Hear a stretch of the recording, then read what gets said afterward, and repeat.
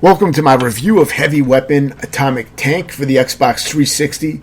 And this was also on PS3. This is one of those downloadable games. And I believe it's a pretty early one for these downloadable services. But quite a good game. It took me around 3 hours and 57 minutes to beat. And I'm only going to be reviewing the mission mode because that was the mode that I beat. That seems like the main campaign mode. The other modes kind of seem like survival, where you try to survive endless waves pretty much, and boss splits, which I think might just be a boss rush mode. So they may offer a little extra replay if you enjoy the core game, but I think this is going to be the meat of the game. So in mission mode, basically you control your tank left to right, and you use the analog stick. You can use the D-pad to move your tank or the left analog stick, but your right analog stick is needed to aim the gun. It's pretty much a twin-stick shooter with left and right movement of your tank. So the way it works is you're going to see a meter up at the very top of the screen with a yellow arrow pointing down, yellow triangle pointing downward. And that's going to be how far in the stage you are. When you get to the end of that little meter up at the top, that means you're at the end of the stage, which usually has a boss fight at the end. There's pretty much bosses, I think, in every stage. So the stages can be quite long. I believe a good deal of them can take something like 6 minutes long, and you have at least 2 lives, if not 3 lives, to get through each stage. And whenever you beat a stage, your lives reset and the game saves. So you never have to restart. You always restart at the last stage that you got to, at least. And the game will save. It also saves any upgrade choices that you make when you upgrade your weapons. The good thing about upgrading your weapons is that you can respec them at any time between stages. So you can't go into a menu and change them during a mission, but between missions you can go in and switch them up. So if there's a certain loadout you don't like for a certain mission, you can take all the points out of your upgrades and just respec them to what you want. And sometimes I recommend doing that. I didn't actually make a tutorial on this one, but I do recommend trying different loadouts for different stages, especially earlier in the game when you can't max out everything. But by the end of the game, it doesn't matter too much because for the last few stages, you'll have everything nearly maxed out. So that choice won't be as important. But earlier on, you may want to focus on certain upgrades because they mostly provide secondary fire with your regular stream of shots. And some of them are more useful than others for certain types of enemies. So there's definitely some strategy with that. And it can make your gameplay a lot easier if you have the right loadout for a specific stage. At least I found certain things that worked better for me, so it's worth experimenting with that. And it adds a nice layer of depth to the gameplay instead of just shooting, left and right. There's a little bit more to it with the upgrades. And there's a lot of different, there's a good amount of different enemy types. Not a huge amount, but there's a decent amount. And as you get farther in the game, there's more enemy types. And as any good game does, it mixes the enemy types, like multiple different enemy types in the same wave, and it becomes pretty dense. So you have to get really good at managing a lot of different enemy types at once, and dodging and countering everything. So you're going to be putting that all together, and the game is somewhat of a gradual spike. It starts off quite easy for these type of old school games that it's trying to imitate, but by the end it gets quite difficult. It's pretty challenging. It was definitely not an easy game to complete. It didn't push me to the limits or anything, but some of the stages got quite intense, and there's a lot to manage. The bosses are usually fairly easy in comparison to some of the stages that you're going to be completing. Some of the most of the later stages are much harder than the boss fights. But some of the bosses can be a little challenging. But I didn't often die much on the bosses. Aside from maybe the final boss. You see, I fucked up there. But when you die, you will respawn right where you died unless you lose all your lives. If you lose your 2 or 3 lives up at the upper left, you'll have to restart the stage, but you'll get a fresh pool of lives to start over, and you can tinker with your upgrades in this menu and mess around with your upgrades and try different loadouts. So here's another boss fight, just to give an idea of some of the boss fights. Like I said, a lot of them are pretty fucking easy. One of the upgrades is even a shield that will occasionally absorb one of the hits that you would have otherwise taken.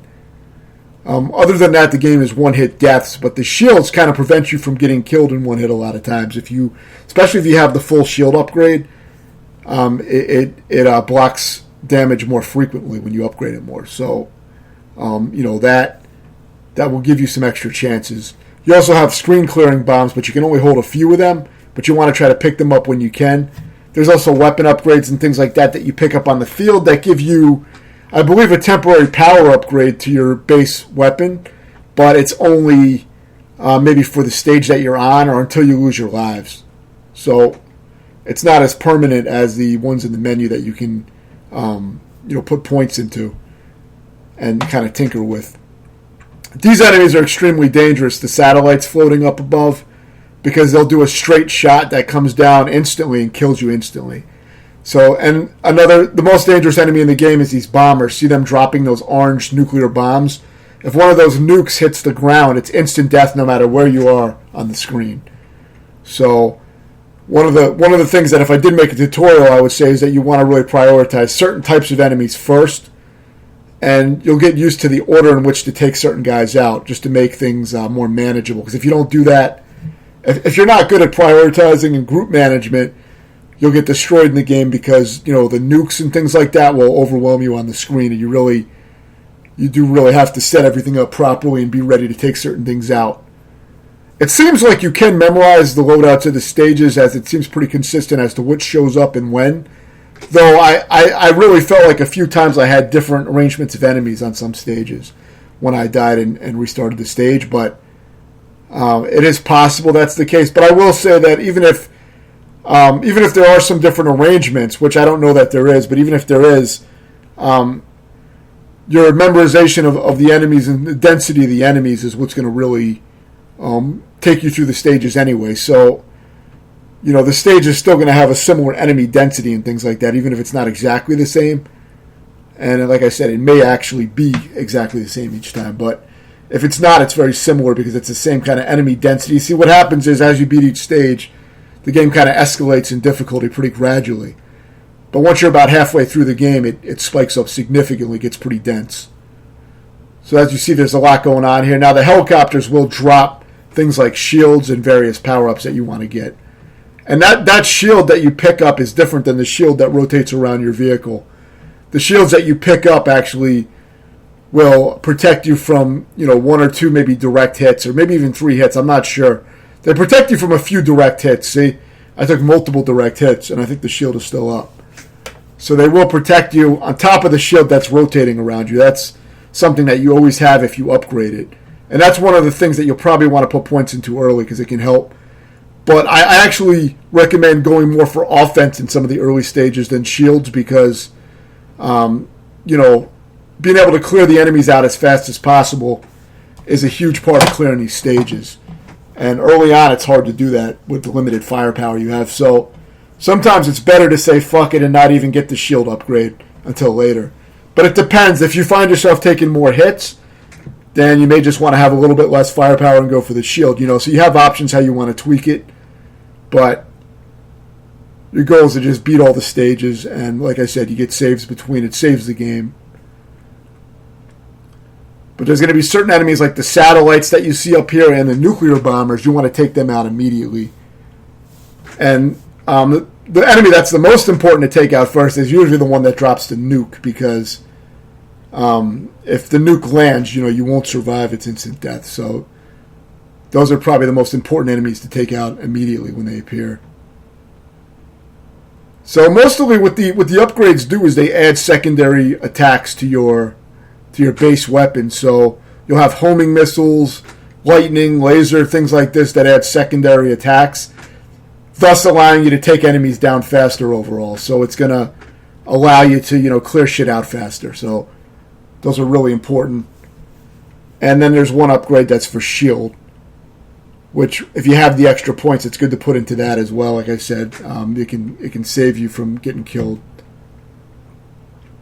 It's really about learning how to prioritize what you clear out. Like with these missiles, you kind of want to shoot a diagonal path so you have a little room to move out and dodge other shit. And then when these nukes appear, you see I'm prioritizing them immediately. You see how fast they drop those orange missiles down. See, and I got nuked that time, but I think I survived because I used one of my screen clearing bombs right at just the right moment, so I was able to survive. But, had I not had a bomb to use, I would have gotten killed from that. So you just want to be ready for those guys. But it is dense. It does get quite dense, as you'll see. I do show the final stage in full as well. So this may be the final stage, actually. So you'll get to see the hardest that the game gets is what you're seeing now. So it'll give you an idea of what you can expect. But yeah, what you see is pretty much what you get. There's 19 missions, and you just have to complete each one in the 2 or 3 lives that the game gives you. There is no one-ups from points or anything like that. But as long as you can survive on those 2 or 3 lives, when you get to the next stage, your lives will reset again, and you'll be back to your default lives again. So this is the hardest boss in the game. Really not that hard, but it is easy to fuck up. None of the bosses are that hard, but this is as hard as the boss fights get. This one's a little dangerous because it drops the nukes really low to the ground, so you gotta take them out quick, because it's the same as with the large vehicle, the large plane that drops the nukes. If the nuke touches the ground, it's instant death. So you have to take those out and try to manage everything else. So definitely this game will be, it'll be the kind of game that will be too hard for some players, obviously. It depends on your level of experience, but it's definitely not an easy game. But it provides a good challenge if you enjoy these type of challenges. If not, you can always see how far you can get in the game, and it can still be fun just to see how far you can get and keep trying. But yeah, I didn't even know about this game. I had it in my Xbox 360, collection on Series X. I must have got it as a free game from Xbox Live, and I just never tried it. But yeah, I'd give this game a 7 out of 10. Really solid, enjoyable game with a nice gradual escalation of difficulty so that you earn the skill. You know what I mean? It doesn't just throw everything at you at once. You kind of gradually earn the skill and learn all the enemy patterns. And then you got to manage all the enemy patterns, all together. So it really forces you to really adapt in the moment, which is really good gameplay. If you have any questions, let me know. And thanks for watching.